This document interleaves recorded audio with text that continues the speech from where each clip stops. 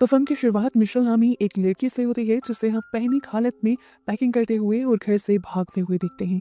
रास्ते में उसे उसके दोस्त बेन की भी काफी कॉल्स आती हैं जिसे वो लगातार इग्नोर कर रही होती है। कार का इस टाइम रेडियो चल रहा होता है और रेडियो से उसे एक वार्निंग अलर्ट मिलता है। पता चलता है कि मुल्क की हालत काफी खराब हो रही थी। गवर्नमेंट ने काफी सारी सिटीज की इलेक्ट्रिसिटी काट दी थी और इंटरनेट कनेक्शंस भी खत्म कर दिए थे। इसके पीछे भी जरूर बहुत बड़ी वजह थी जो अभी तक पब्लिक को नहीं बताई जा रही थी। ये सब सुनकर विशाल भी थोड़ी सी पैनिक हो जाती है। तभी उसके दोस्त की दोबारा उसे कॉल आती है जिसे वो उठा लेती है। ये लोग झगड़ा करने लगते हैं। मिशेल इस लड़ाई में इतनी ज्यादा मगन हो गई थी कि उसका रोड पर ध्यान ही नहीं रहा। अचानक सामने से एक बहुत बड़ा ट्रक आया जिससे उसकी कार टकरा गई और बुरी तरह क्रैश हो गई।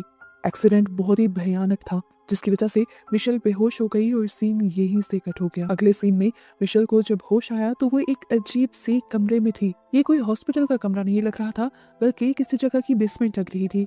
उसने देखा कि उसका इलाज हो रहा था, लेकिन अजीब बात थी कि उसके घुटने को वहां की एक जंजीर से बांधा गया था। ये समझने में उसे देर नहीं लगी कि वो किसी बहुत बड़े खतरे में है। क्या उसे किडनैप कर लिया गया था? ऐसी बहुत सारी सोचें उसके दिमाग में थी, लेकिन तभी वो नोटिस करती है कि उसका मोबाइल फोन भी उसी के पास था। अगर किसी ने उसे किडनैप किया होता तो उसका फोन उसके पास क्यों होता? वो जल्दी से ये फोन यूज करने लगती है, पर पता चलता है कि फोन के तो सिग्नल्स ही नहीं आ रहे। वो और भी ज्यादा घबरा जाती है और इससे घबराहट में उसे दूर से किसी के चलने की आहट सुनाई देती है। अपने पास मौजूद ब्लैंकेट से वो अपने आप को डर के मारे कवर करने लगी थी। तभी यहाँ इस छोटे से कमरे में एक दरमियानी उम्र का आदमी आया। देखने पर वो कोई किडनैपर नहीं लग रहा था, लेकिन मिशेल बहुत ज्यादा घबराई हुई थी। वो अपने हाथ वहीं पर खड़े कर लेती है और उससे अपनी जान की भीख मांगने लगती है। वो आदमी जब उसकी बातों पर ध्यान नहीं देता तो मिशेल उससे कहती है, शराफत से मुझे छोड़ दो, नहीं तो मेरी फैमिली पुलिस के साथ मुझे ढूंढ ही रही होगी। उस आदमी के एक्सप्रेशन मिशेल की धमकी के ऊपर भी नहीं बदलते। तो मिशेल उससे पूछती है, आखिर तुम चाहते क्या हो? क्या तुम मुझे मारना चाहते हो? वो आदमी ना में जवाब देते हुए कहता है, मैं बस तुम्हें बचाना चाहता हूँ। ये कहकर वो बाहर जाता है और कुछ ही देर में वापस लौटता है एक चाबी और बैसाखियों के साथ, जिसे देखकर वो उसे कहता है कि तुम्हें इन सब चीजों की जरूरत पड़ेगी।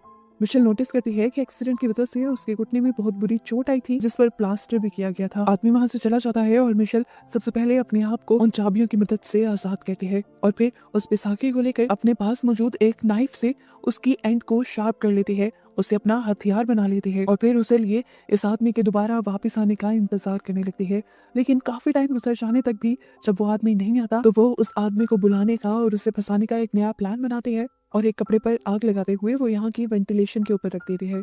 जैसे ही धुआं यहाँ से बाहर निकलता है तो वो आदमी भी फौरन यहाँ पर आता है। उस आदमी के आते ही वो फौरन उस आदमी के ऊपर पीछे से हमला कर देती है और इससे पहले कि वो कुछ भी और कर पाती, उल्टा वो आदमी ही उसे अपनी एक मूव में अपने कब्जे में कर लेता है और उसे एक इंजेक्शन लगाते हुए बेहोश कर देता है। अब जब मिशेल को होश आया तो वो आदमी उसके सामने बैठा हुआ था।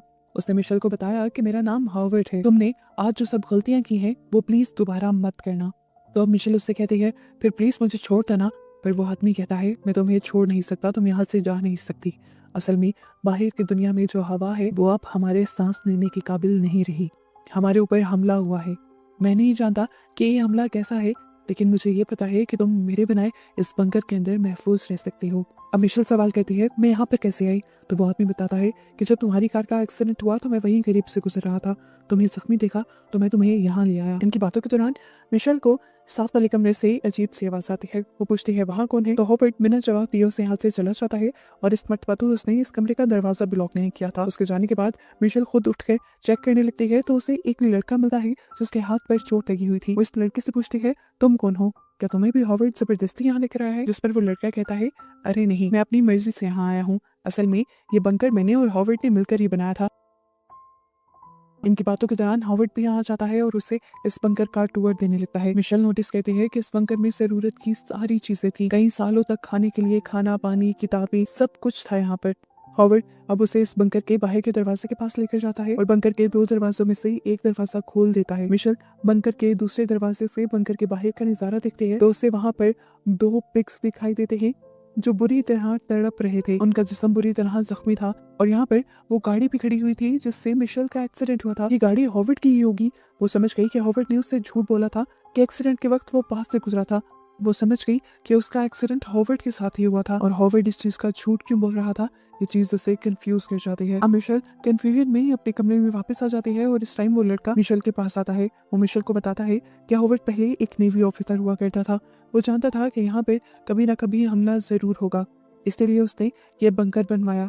इस बंकर को बनाने में मैंने उसकी काफी मदद की और फिर उसने यहाँ पर तकरीबन 4 साल तक के लिए सारा जरूरत का सामान इकट्ठा किया, खाना पानी सब कुछ। पहले तो मुझे भी उसकी बातों पर यकीन नहीं आता था, लेकिन फिर 1-2 दिन पहले गवर्नमेंट ने मुल्क में इमरजेंसी लगा दी, बिजली और इंटरनेट कनेक्शन काट दिया गया और फिर मैंने आसमान में एक लाल रोशनी भी देखी। मैं समझ गया कि हमारे मुल्क पर हमला हो चुका है, इसलिए मैं भागकर इस बंकर में आ गया। यहाँ मिशेल उससे सवाल करती है, क्या तुम्हें कंफर्म है कि बाहर जंग हो चुकी है? वो कहता है, हाँ बाहर जंग हो गई है और बाहर की हवा अब पोल्यूटेड हो गई है। हम इंसान उस हवा में सांस नहीं ले सकते, अगर लेंगे तो बीमार होकर मर जाएंगे। इसीलिए तो मैं इस बंकर में हूँ। अगले 4 साल तक हम यहाँ पर जिंदगी आराम से गुजार सकते हैं और 4 साल में बाहर की हवा दोबारा से ठीक होने लग जाएगी। मिशेल कहती है, मैं इन चीजों को नहीं मानती। क्या पता तुमने जो बाहर रेड लाइट देखी हो वो सिर्फ फायर क्रैकर्स हो, और क्या पता हॉवर्ड हम दोनों से झूठ बोल रहा हो कि बाहर की हवा पोल्यूटेड हुई है। क्या पता बाहर कोई जंग हुई ही ना हो, क्योंकि अब जब मैं बाहर के दरवाजे के पास गई थी तो मैंने वहां से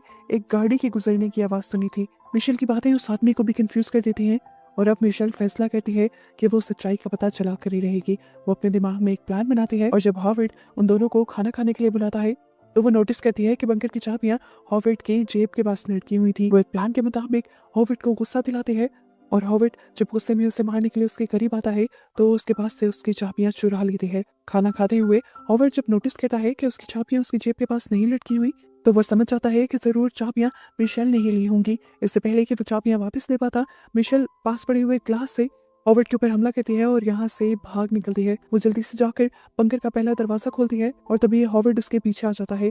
वो दूसरा दरवाजा खोलने ही वाली थी कि तभी अचानक वहाँ पर एक औरत आ गई जो बुरी तरह जख्मी थी। वो बंकर का दरवाजा पीट पीट कर मिशेल से कह रही थी, प्लीज मुझे इस बंकर के अंदर ले लो, मुझे बचा लो। पर हॉवर्ड पीछे से आवाज लगाता है, दरवाजा मत खोलना, तुमने दरवाजा खोल दिया तो बाहर की जहरीली हवा अंदर आ जाएगी और उसमें सांस लेते ही हम भी इस औरत की तरह तड़प तड़प कर मर जाएंगे। मिशेल देखती है कि वो औरत इस तकलीफ से इतनी ज्यादा मजबूर हो गई थी कि उसने इसी बंकर के दरवाजे पर सर मार मार कर अपनी जान दे दी। इस सारे नज़ारे को देखकर मिशेल समझ गई कि हॉवर्ड झूठ नहीं बोल रहा था। वो अब हॉवर्ड के साथ बंकर में वापस आ जाती है। खैर अब लाइफ इनकी ऐसे ही गुजरने लग जाती है। ये तीनों फैमिली की तरह यहाँ पे रहने लग जाते हैं। टाइम पास करने के लिए ये लोग बहुत सारी गेम्स खेलते हैं और एक दिन हॉवर्ड मिशेल को अपनी बेटी के कपड़े देता है और अपनी बेटी की तस्वीर भी दिखाता है। वो बताता है कि मैं अपनी बेटी से बहुत ज्यादा प्यार किया करता था, पर मेरी वाइफ ने मेरी बेटी को मेरे खिलाफ कर दिया और वो मुझे छोड़कर चली गई। आज हॉवर्ड उसके सामने ये भी कन्फेस कर लेता है कि मिशेल का एक्सीडेंट असल में उसी की गाड़ी से हुआ था। वो बताता है कि जब मुझे खबर मिली कि हम पर हमला हो गया है तो मैं बहुत ज्यादा पैनिक हो गया था। मैं जल्द से जल्द इस बंकर के अंदर आना चाहता था और इस सब में मेरी कार तुमसे टकरा गई। तुम बहुत जख्मी थी, मैं तुम्हें हॉस्पिटल नहीं ले जा सकता था क्योंकि मुझे इस बंकर में आना था, इसीलिए मैं तुम्हें इस बंकर में ले आया और मैंने तुम्हारा इलाज खुद करना शुरू किया। ये कहानी सुनकर मिशेल के दिल में हॉवर्ड के लिए इज्जत और भी ज्यादा बढ़ जाती है।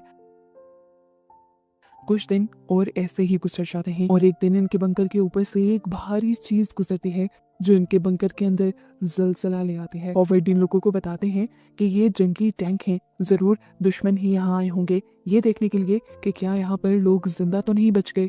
वो इन्हें ये भी बताता है कि दुश्मन आने को एक सादा ट्रक और वैन में भी आ सकते थे, पर टैंक में ये लोग इसलिए आए हैं क्योंकि यहाँ की हवा पोल्यूटेड है, जहरीली हो चुकी है और टैंक में एयर क्लीनिंग फिल्टर लगे होते हैं जो इस बंकर के अंदर भी मैंने लगाया है और इसी वजह से हम जिंदा हैं। खैर टैंक अब इनके बंकर से दूर चला जाता है और ये लोग शुक्र का सांस लेते हैं, पर ये रिलैक्सेशन ज्यादा देर के लिए नहीं थी। अगले ही पल उनके एयर फिल्टर सिस्टम के अंदर अलार्म बजने लगते हैं। टैंक के गुजरने की वजह से उनके सिस्टम में कोई मसला आ गया था। अब हॉवर्ड मिशेल से कहता है, तुम बदतमीज से हो, इस एयर वेंट के अंदर चली जाओगी, जरा अंदर जाकर जो पाइप टूटे हुए होंगे उन्हें जोड़ देना। मिशेल वहां अंदर चली तो जाती है लेकिन वहां जाकर वो नोटिस करती है कि इस एयर वेंट के जरिए भी इस बंकर से बाहर निकलने का एक रास्ता था और वहां पर एक सीढ़ी भी लगी हुई थी। वहां पर उसे एक लड़की का इयररिंग भी मिलता है और वेंट के ऊपर उसे हेल्प लिखा भी दिखाई देता है।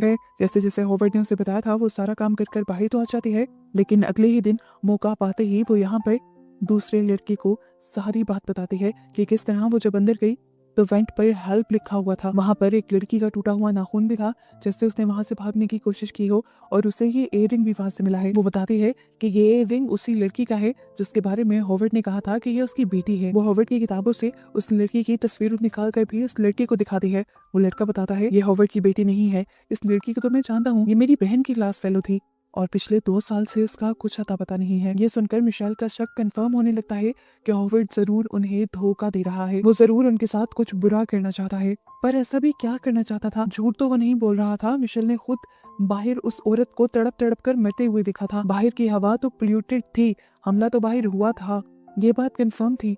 लेकिन क्या पता कि बाहर की हवा किसी दूसरी वजह से पोल्यूटेड हुई हो और जंग हुई ही ना हो और इनकी जान हॉवर्ड की वजह से खतरे में हो। दोनों काफी सोचते हैं और आखिर ये प्लान बनाते हैं कि ये सारी इन्वेस्टिगेशन खुद करेंगे। ये लोग इस बंकर से बाहर भी निकलेंगे, लेकिन अपनी सेफ्टी रखते हुए। ये लोग अब कुछ बोतल्स, कुछ प्लास्टिक रैपिंग्स और एक डक्ट टेप के जरिए अपना सेफ्टी सूट बनाने की कोशिश करते हैं। लेकिन हॉवर्ड को इन चीजों का शक हो जाता है और एक दिन हॉवर्ड उन्हें एक कैबिन के पास लेकर आता है। उन दोनों से वो एक भारी ड्रम बाहर निकलवाता है और फिर उनके पास मौजूद एक कटर और धागा पकड़कर इस ड्रम के अंदर फेंक देता है। वो इन्हें ये बताना चाह रहा था कि ये इतना खतरनाक एसिड है कि अगर कोई इसके अंदर चला जाए तो उसके जिस्म की निशानियां भी नहीं बचती। हॉवर्ड की इस तरह की बातों से लड़के को पता चल जाता है कि हॉवर्ड को इनकी चालाकियों का पता चल गया है। इसीलिए वो लड़का सारा इल्जाम अपने ऊपर ले लेता है ताकि कम से कम मिशेल को कुछ ना हो। वो लड़का कहता है कि मैं हमेशा नोटिस करता था कि मिशेल आपकी बहुत ज्यादा इज्जत करती है, मेरी नहीं करती, इसीलिए मैं अपने लिए वेपन बना रहा था ताकि मैं उसे डरा सकूं और डरा धमका कर अपनी इज्जत करवा सकूं। उसकी बातें सुनकर हॉवर्ड गन निकालता है अपनी पॉकेट से और सीधा उसके सर में शूट करके उसे एक ही सेकंड में मार डालता है। और मिशेल ये सब देखकर बहुत ज्यादा पैनिक हो जाती है। काफी दिन तो यूं ही पैनिक में ही गुजर जाते हैं और फिर कुछ दिनों बाद दोबारा हम मिशेल को वही सूट कंप्लीट करते हुए देखते हैं, क्योंकि वो समझ गई थी कि इनकी जान हर हाल में खतरे में ही है। अभी वो सूट बना ही रही थी कि उसे हॉवर्ड के आने की आहट हो गई। उसे जल्दी से वो सूट अपने बिस्तर के नीचे छुपा लिया, लेकिन वो पूरी तरह उसे छुपा नहीं पाई। हॉवर्ड की उस पर नजर पड़ गई और हॉवर्ड इससे पहले कि कोई भी रिएक्शन देकर मिशेल को कुछ करता, मिशेल सारी बात समझ जाती है और वो इस कमरे से निकलकर इस कमरे का दरवाजा बंद कर देती है ताकि हॉवर्ड उसका पीछा न कर पाए। रास्ते में वो सारी चीजें बखेरती आ रही थी ताकि हॉवर्ड को उस तक पहुंचने में टाइम लगे। हॉवर्ड भी बहुत तेज था, वो तेजी से उसका पीछा करता जा रहा था और मिशेल बाहर दरवाजे की तरफ जाने के बजाय किसी दूसरे कमरे की तरफ मुड़ गई थी। हमें पता चला कि वो उस कमरे की तरफ मुड़ी थी जहाँ कैबिन में तेजाब रखा हुआ था। वो जल्दी से तेजाब निकालती है और उसे जमीन पर फेंक देती है। जब हॉवर्ड वहां पर आता है तो उसका पांव स्लिप होकर वो तेजाब के ऊपर गिर जाता है और जलकर उसकी वहीं पर मौत हो जाती है। मिशेल मौके का फायदा उठाते हुए एयर फिल्ट्रेशन सिस्टम के अंदर जाती है जहाँ पर सीढ़ी लगी हुई थी। वो सीढ़ी के ऊपर चढ़ते हुए अपने पास मौजूद एसिड से सबसे पहले यहाँ का ताला पिघलाती है और इसके बाद फाइनली ये छोटा सा दरवाजा खोलकर बाहर निकलती है। बाहर निकलने से पहले उसने अपना बनाया वो सूट पहन लिया था। बाहर निकलकर उसने नोटिस किया कि ऊपर आसमान में परिंदे उड़ रहे थे। अगर हवा जहरीली या पोल्यूटेड होती तो परिंदे मर चुके होते। वो समझ गई कि यहाँ की हवा जहरीली नहीं थी और हॉवर्ड उससे झूठ कह रहा था। वो अब अपने मुंह से मास्क उतारती है और ताज़ा हवा में सांस लेती है।